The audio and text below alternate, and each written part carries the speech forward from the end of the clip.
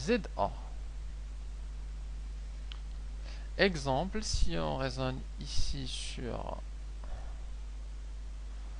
le plan complexe, donc le réel de Z, l'imaginaire de Z, je prends deux points quelconques, le A qui d'affixe 2 plus 3i et B d'affixe 1 plus 2i. Alors, 2, 3, 1, 2, 3. Donc ça c'est 1, 2, 3. Les vecteurs. Donc le vecteur U, le vecteur V. On a ici I, 2i et là 3i. Donc le point A a pour partie réelle 2 et pour la partie imaginaire 3i. Donc on a ici le point A. Le point B c'est 1 plus 2i. Donc c'est 1 plus ici 2i.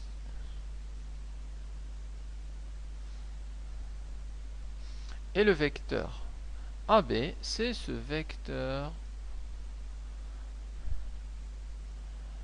Le vecteur AB, alors ouais, pour un exemple simple, je vais prendre le vecteur BA.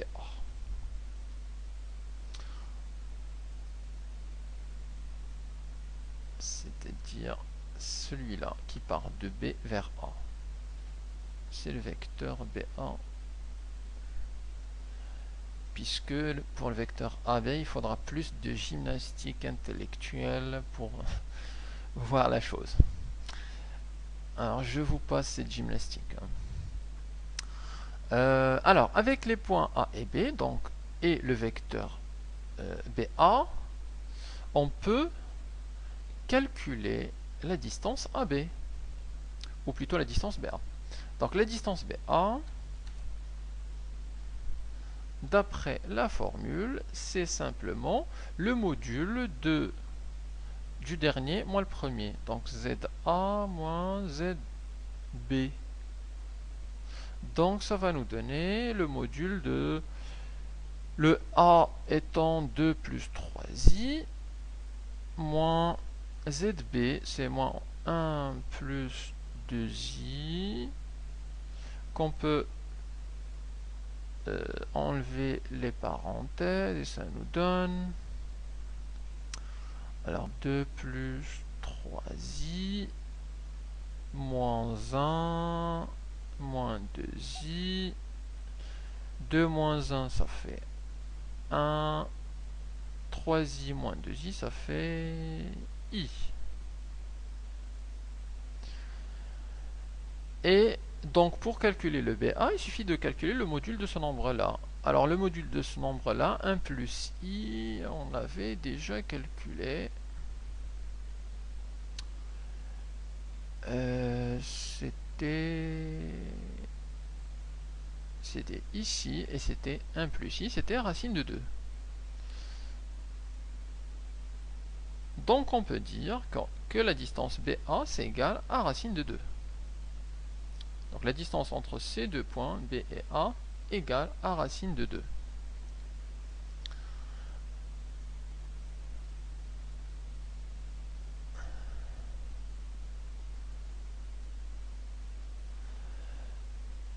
De même, on peut calculer le vecteur, ou plutôt l'angle entre le vecteur U et le vecteur AB. Alors le vecteur U, c'est celui-là. C'est le vecteur sur l'axe des abscisses. Et le vecteur BA, c'est celui-là. Alors je peux éventuellement ici dessiner la droite pour que ce soit plus clair comme angle. L'angle entre ces deux vecteurs, pareil pour le vecteur U, les porteuses de ces deux vecteurs. Donc l'angle entre U et AB, vous le voyez bien, ça correspond à cet angle-là. Et on peut le calculer à l'aide de la relation. Donc notamment UBA c'est égal à l'argument du dernier moins le premier, donc ZA moins ZB, et ZA moins ZB, on l'a détaillé ici, ça nous donne 1 plus I à la fin. Donc c'est l'argument de 1 plus I. Or cet argument, on l'a déjà calculé. C'était pi sur 4. Donc c'est égal à pi sur 4. Et donc, l'angle entre U et le vecteur BA, c'est égal à pi sur 4.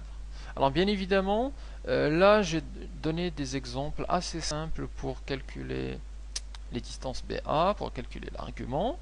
On peut trouver des nombres plus compliqués que ça. Eh bien, il faut simplement utiliser les relations de l'argument, utiliser les relations du module pour les calculer. Donc, étape par étape, et ça marche tout seul. Ok, on continue avec une propriété assez intéressante pour des démonstrations, propriétés, je dirais, fondamentales.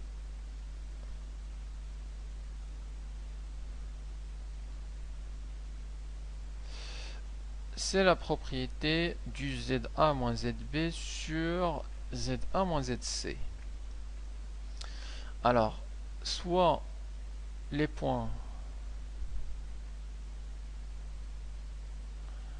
A d'affixe ZA, B d'affixe ZB et C d'affixe ZC. Alors, on a un nombre assez intéressant qui est, alors je vais donner ça comme ça, ZA moins ZB sur ZA moins ZC, qui nous donne, alors ce nombre-là nous donne deux informations essentielles, une sur la distance et une autre sur sur les angles. Alors notamment le module de ce nombre-là, le module de ZA moins ZB sur ZA moins ZC, c'est égal à un rapport de distance. Au numérateur, le ZA moins ZB, ça correspond à la distance BA. Le dernier moins le premier, ZA moins ZB. Et au dénominateur, c'est la distance CA, donc le dernier moins le premier. ZA moins ZC. La deuxième info, c'est par rapport à l'argument. En particulier, l'argument de ZA moins ZB sur ZA moins ZC, c'est égal à l'angle entre deux vecteurs. Alors, rappelez-vous bien, celui-là qui est au numérateur, en fait, c'est celui qu'on retrouve en deuxième. En commençant par le dernier, c'est-à-dire BA.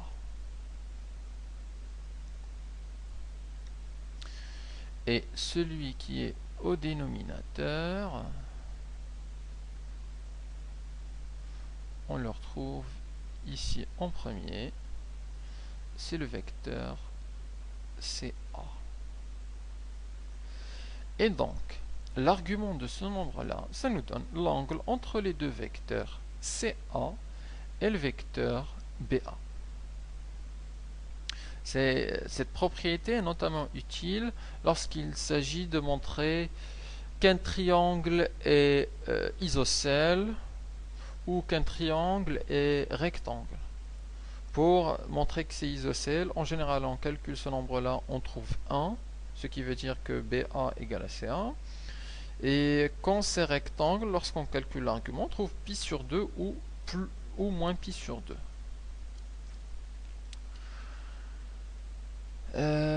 Voilà, donc c'est une propriété assez intéressante qu'on utilisera pas mal de fois dans les exercices.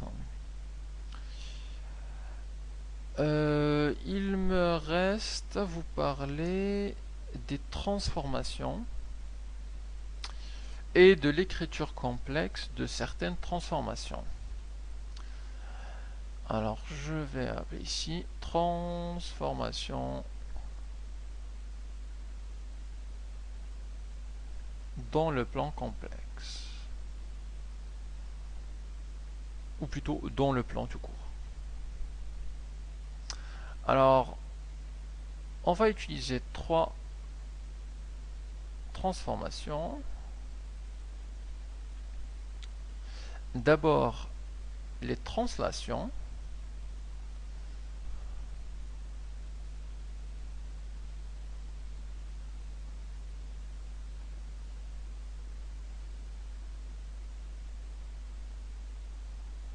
Ensuite, les homothéties.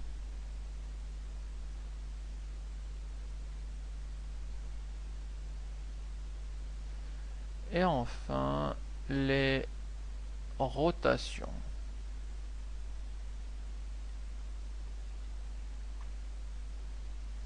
Alors, chacune a une caractéristique, ou deux.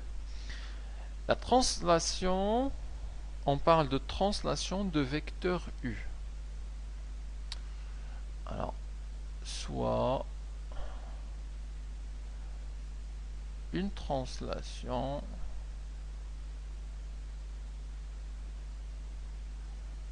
de vecteur U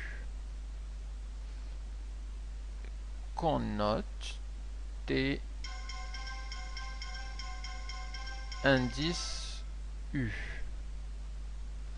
Alors, l'écriture complexe d'une telle translation s'écrit Z' égale AZ plus oméga. Alors, où Z c'est l'affixe du point M, Z' c'est l'affixe du point M', et le oméga, eh bien, il correspond à l'affixe du vecteur U. Donc, si on a un vecteur de translation de 3, de 3, allez, je donne simplement ici un exemple rapide. Si on a un vecteur de coordonnées de 3, ça, on le transforme en un affixe. Le ZU, il sera donc l'affixe, ça va nous donner la partie réelle de, et je vais noter ça en rouge. L'affixe, donc c'est la partie réelle de plus, et l'ordonnée c'est la partie imaginaire, donc 2 plus 3i. Et donc ce ZU c'est égal à ce oméga. Donc l'écriture complexe d'une translation, on regarde le vecteur de translation, on calcule son affixe, et on a notre écriture. Pour les